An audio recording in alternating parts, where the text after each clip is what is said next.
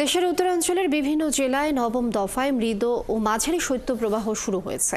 24 ঘন্টায় সর্বোচ্চ 4 ডিগ্রি পর্যন্ত কমেছে তাপমাত্রা। সবচেয়ে বেশি দুর্ভোগে পড়েছে চরাঞ্চলের মানুষ। ঘন কুয়াশায় ক্ষতিগ্রস্ত হচ্ছে বোরো ধান ও আলুর ক্ষেত। ঘন কুয়াশায় ব্যাহত হচ্ছে যোগাযোগ ব্যবস্থা। সহকর্মীদের তথ্য ছবিতে বিস্তারিত। পঞ্চগড়ে 24 ঘন্টায় তাপমাত্রা 4 ডিগ্রি সেলসিয়াস কমেছে। জেলায় নবম দফায় শুরু হয়েছে মাঝারি শৈত্যপ্রবাহ। সকালে ঘন কুয়াশা বেলা বাড়ার সঙ্গে কমলেও সূর্যের তাপ পাওয়া গেছে কম। তীব্র শীতে কাজে বের হতে না পারায় দুর্ভোগ বেড়েছে নিম্ন আয়ের মানুষের।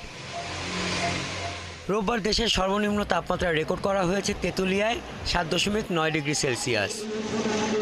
এদিকে শীতের পারদ নেমেছে উত্তরের শেষ প্রান্তের জেলা কুড়িগ্রামেও। জেলা ও তার আশেপাশে শুরু হয়েছে মৃদু শৈত্যপ্রবাহ।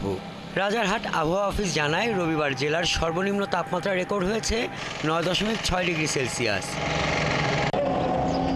16টি নদ নদীর অববাহিকায় জড়ানো জেলার 405টি চরদ্বীপ চরে প্রায় 7 লক্ষ মানুষের বসবাস। কৃষি কর্মকর্তারা বলছেন, ঘন কুয়াশার কারণে আলু ক্ষেতগুলো লেট বেলাইট রোগে আক্রান্ত হচ্ছে।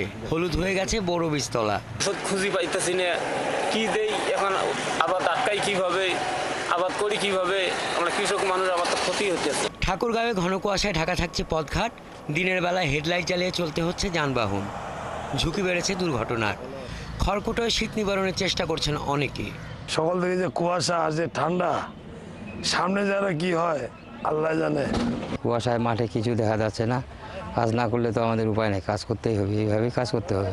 এদিকে যশোরের তাপমাত্রা বৃদ্ধি পাওয়ায় জনজীবনে স্বস্তি ফিরেছে।